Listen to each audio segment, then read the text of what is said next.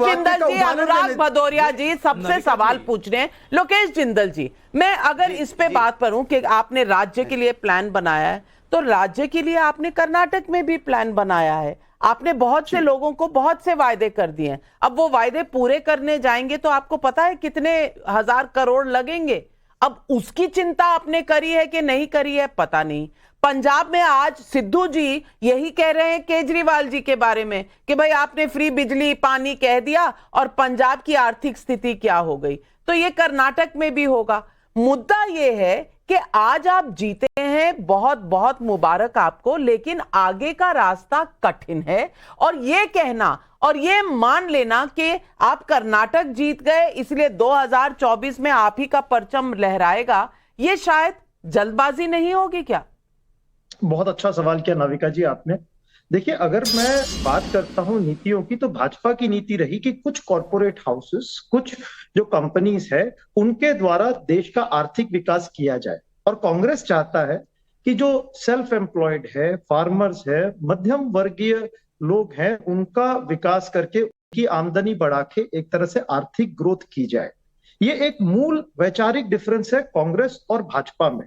भाजपा केंद्रीकरण इसलिए करना चाहती है ताकि कॉर्पोरेटाइजेशन हो सके, सेंट्रलाइजेशन हो सके।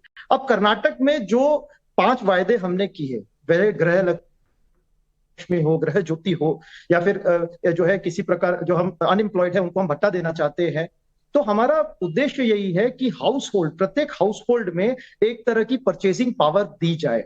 सप्लाई ड्रिवन ग्रोथ के बजाय डिमांड ड्रिवन ग्रोथ क्रिएट की जाए। सब बहुत बड़े क्लास, आप इकोनॉमिक्स की क्लास मत लीजिए लोकेश जिंदल जी। आप केंद्रीकरण की बात कर रहे हैं, मैं आपको क्या बताऊं, आप संजय बारू जी की किताब पढ़ लीजिए ना।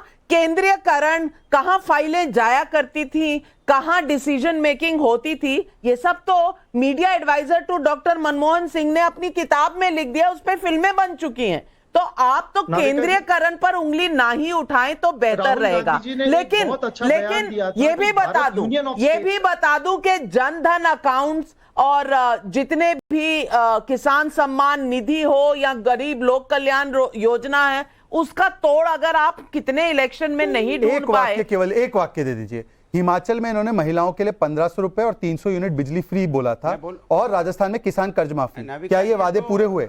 एक बार पूछ नहीं, ये तो अब जब वहां चुनाव होंगे पता चलेगा। नहीं, अभी तक नहीं दिया। ये चुनाव का वादा था, इसीलिए कर्नाटका के चुनाव के वादे भी नकली है। अभी प्रॉमिसेस पे पोस्ट पे ही बात हो रही है। बिल्कुल। अनुराग भदौरिया जी, मुद्दा ये है कि जरूर विपक्ष का जो एक खेमा है उसमें कांग्रेस ने कर्नाटक का चुनाव जीता है और बहुत बढ़िया तरीके से जीता है। लेकिन राजस्थान में जो हो रहा है वो कर्नाटक में अभी स्वेरिंग इन से पहले हो रहा है। और मैं पूछना चाहती हूं कि आप तो कह रहे हैं कि आप कांग्रेस से हाथ भी नहीं मिलाएंगे, साइकिल की सीट पर नहीं बिठाएंगे किसी को। ममता जी भी वही बोल रही हैं। तो आप किस बात से खुश हो रहे हैं? सिर्फ इससे कि बीजेपी आ रहा है? आपका प्लान क्या है? नहीं, हम नहीं, पूरा हिंदुस्तान खुश है। क्योंकि हिंदुस्तान में विपक्ष एक है, इसलिए एक है क्योंकि विपक्ष को राष्ट्र की चिंता है, राष्ट्र बचाने की चिंता है। क्योंकि यहाँ पे किस तरह से लोगों को रोजगार मिले, कैसे यहाँ पे युवाओं को रोजगार मिले, कैसे अपने पैरों पे खड़े हो, कैसे महंगाई जो कमर तोड़ है, घर घर में लोग परेशान हैं, वो कैसे कम हो। हिमाचल में बिजली के दाम बढ़ाए गए और अनुराग भदौरिया जी तो बोल जाते हैं, वो सोचते हैं कि देश की जनता जो है उसको एमनीसिया हो गया है, उसके ध्यान में कुछ रहता नहीं है। हिंदी फिल्म की तरह एक्सीडेंट हुआ और याददाश्त खो गई। अन्याय है, विपक्ष के साथ अन्याय है। ये विक्टिम बोलना बंद करो। आप किस प्रकार से बीच में आप कहां बोल के हस्तक्षेप कर रहे थे? आप सच बोलिए, मैं न्याय पूरा करूंगी। आप तो सच ही नहीं बोल रहे। आप कहां जुड़े हुए हैं कांग्रेस के साथ? नहीं, आप नहीं तो बोलने दे रहे हैं। नहीं, आप बताइए कहां जुड़े हुए हैं कांग्रेस के साथ? आप दिए मौका पे मौका दे रहे हैं, मुझे 30 सेकंड नहीं देंगे, तो ये कैसा न्याय है? कैसा न्याय बताइए? भदौरिया, तो कैसे बीजेपी न्याय करेगी? आप बता दीजिए ना, कहां जुड़े हैं कांग्रेस के साथ? बोलना शुरू किया आपने, कहां जुड़े हैं कांग्रेस के साथ? आप मैं मुझे कह रहा हूं, बता दीजिए, मैं आपको चिंता तीन मिनट का समय दे दूंगी। भारतीय जनता पार्टी को सुन लीजिए, अरे बोलने दीजिए नाविका जी। मैं कह रहा हूं भारतीय जनता पार्टी को चिंता इस बात की होनी चाहिए कि 2019 में उसको मैंडेट मिला था कि हिंदुस्तान के अंदर में आएंगे तो किसानों की इनकम बढ़ाएंगे, बेरोजगारी दूर करेंगे, महंगाई कम करेंगे, इसलिए मैंडेट मिला था। इसलिए नहीं मिला था कि कौन राजस्थान में किसानों के कितने कर्ज माफ किए गए? उत्तर प्रदेश में 36,000 करोड़ माफ किए गए।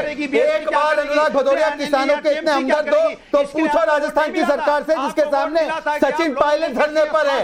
अनुराग भदौरिया केवल हरा पहनो मत, हरियाली के बारे में सोचो, किसानों की पूछिए कि कितने किसानों के कर्ज माफ किए अनुराग भदौरिया। अगर तुम्हारे में थोड़ी सी नैतिकता और ईमानदारी है तो राजस्थान की सरकार से पूछो। मैंडेट लेने के बाद आप हमारी बात कर रहे हैं, विपक्ष अरे तुम्हारी बात नहीं, राजस्थान में किसको मैंडेट मिला? भाजपा है क्या वहां पर? हिमाचल में भाजपा बनी है क्या? तो जनता की चिंता आप नहीं कर रहे तो विपक्ष कर रहा है। विपक्ष दावे के साथ बोल वैसे कहेंगे राज्य राज्य राज्य, फेडरल फेडरल फेडरल। जब फेडरल की बात करो तो बोलते हैं अरे देश की बोलो, देश की चिंता करो। राजस्थान देश में नहीं है क्या? क्या है? महंगाई, बेरोजगारी, महिला अत्याचार। हिमाचल में 3 रुपया डीजल का बढ़ाया, बिजली का दाम बढ़ा है। भाई साहब, अगर आप थोड़ा सा ठंडा पानी पी लें तो आपको याद आ जाएगा कि राजस्थान में अनएम्प्लॉयमेंट सबसे चरम सीमा पर है।